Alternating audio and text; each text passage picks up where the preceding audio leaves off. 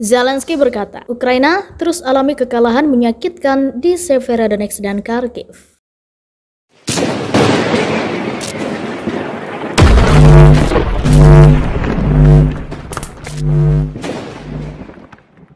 Pertempuran sengit antara pasukan Ukraina dan pasukan Rusia terus berlanjut di kota Severodonetsk dan Kharkiv. Pasukan Ukraina dilaporkan terus mengalami kekalahan di kota tersebut. Sayangnya, mengalami kekalahan yang menyakitkan, kata Presiden Ukraina Volodymyr Zelensky dalam pesan video 14 Juni dikutip dari CNN International. Namun kita harus tetap bertahan, kata dia menambahkan. Zelensky kemudian menegaskan betapa pentingnya Severodonetsk bagi militer Ukraina yang berada di wilayah Donbas. Makin banyak kegagalan yang diderita musuh di sana, maka makin lemah tekad mereka untuk melanjutkan agresi.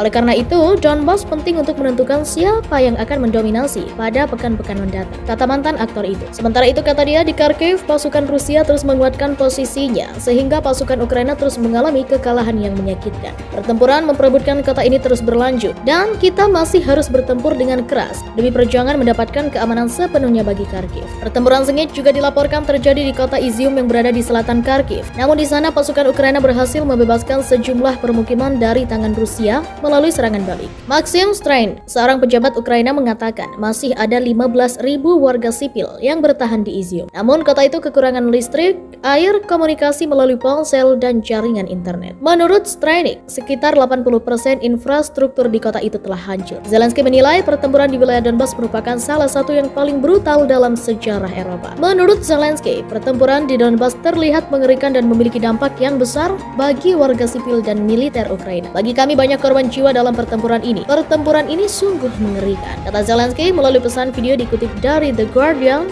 14 Juni 2022. Tak perlu diragukan lagi bahwa pertempuran untuk merebut Donbas akan dikenang dalam sejarah militer sebagai salah satu pertempuran paling brutal di Eropa.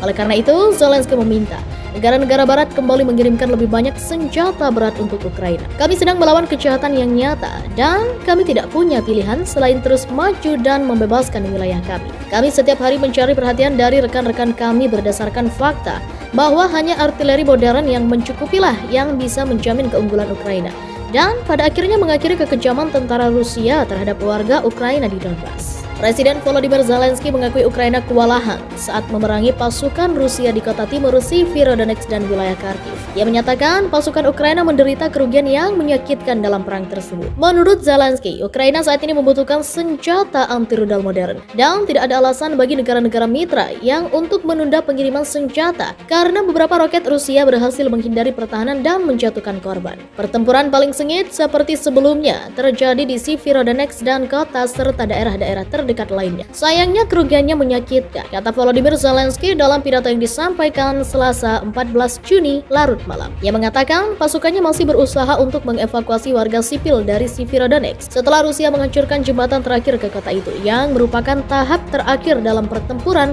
selama berminggu-minggu di Donbas, wilayah yang ingin direbut Moskow. Tetapi kita harus kuat bertahan. Bertahan kuat sangat penting di Donbas. Semakin banyak kerugian yang diderita musuh di sana, semakin sedikit kekuatan yang harus dimiliki untuk mengejar agresinya, ujar Zelensky. Ukraina juga mengalami kerugian yang menyakitkan di Kharkiv di sebelah timur Kiev, wilayah tempat Rusia berusaha memperkuat posisinya setelah didorong mundur baru-baru ini, ungkap Zelensky. Pertempuran terus berlanjut di sana dan kami harus terus berjuang keras. Presiden Ukraina Volodymyr Zelensky mengatakan pertempuran memperebutkan kota di bagian timur Severodonetsk adalah salah satu perang yang paling sulit, sambil menyoroti pentingnya kota itu di wilayah Donbas. Dalam banyak hal, nasib Donbas diputuskan di sini, kata Zelensky dalam pidato melalui video pada Rabu 8 Juni malam. Pasukan Ukraina dipaksa mundur ke pinggiran Severodonetsk pada hari Rabu sewaktu menghadapi serangan sengit Rusia. Beberapa hari silam, pasukan Ukraina melancarkan serangan balasan yang membuat mereka menguasai sekitar setengah wilayah kota. Tetapi Gubernur Luhansk Serhiy Haidai mengatakan kepada media RBC Ukraina bahwa Rusia mulai mengatakan kota itu dengan gempuran bom dan serangan udara sehingga tidak logis untuk bertahan di kota itu. Pasukan kami kini kembali menguasai hanya pinggiran kota, kata Haidai. Tetapi pertempuran masih berlanjut. Pasukan kami mempertahankan Severodonetsk. Mustahil untuk menyatakan Rusia menguasai kota itu sepenuhnya. Ia mengakui kesulitan yang dihadapi pasukan Kiev dan mengatakan kepada Associated Press, Semua yang dimiliki tentara Rusia, artileri, mortir, tank, pesawat udara, semua itu mereka gunakan di Svirodon. Haidai mengindikasi bahwa pasukan Rusia dapat mundur ke posisi-posisi yang lebih dapat dipertahankan, seperti Lysychansk, kota di seberang sungai Siversky Donetsk yang terletak di dataran yang lebih tinggi. Yang sebelumnya menyatakan pasukan Kiev akan terpaksa ditarik mundur untuk menghindari pengepungan setelah berpekan-pekan memusatkan serangannya di Ukraina Timur. Menteri Pertahanan Rusia Sergei Shoigu pada Selasa mengatakan pasukan Rusia kini menguasai 97% wilayah provinsi Luhansk. Svirodonetsk adalah kota besar terakhir di wilayah itu yang belum direbut dalam ofensif 3,5 bulan Moskow. Shoigu mengatakan pasukan Rusia juga bergerak maju ke arah kota Popasna. Ia menambahkan bahwa mereka telah merebut Lyman dan Sviatohivsk serta 15 kota lainnya di kawasan. Presiden Ukraina Volodymyr Zelensky mengatakan pasukan Rusia telah merebut 20% wilayahnya. Invasi Rusia ke Ukraina telah berlangsung sejak Februari 2022. Dilaporkan BBC, hal itu diungkap Presiden Zelensky dalam video kepada anggota-anggota parlemen Luxembourg. Semua formasi militer Rusia yang siap tempur sedang terlibat di agresi ini, ujar Presiden Zelensky. Menurut Zelensky, Ukraina saat ini membutuhkan senjata anti rudal modern dan tidak ada alasan bagi negara-negara mitra yang untuk menunda pengiriman senjata karena beberapa roket Rusia berhasil menghindari pertahanan dan menjatuhkan korban. Pertempuran paling sengit seperti sebelumnya terjadi di Svirodonetsk dan kota serta daerah-daerah terdekat lainnya. Sayangnya kerugiannya menyakitkan, kata Volodymyr Zelensky dalam pidato yang disampaikan Selasa 14 Juni larut malam. Ia mengatakan pasukannya masih berusaha untuk mengevakuasi warga sipil dari Svirodonetsk setelah Rusia menghancurkan jembatan terakhir ke kota itu yang merupakan tahap terakhir dalam pertempuran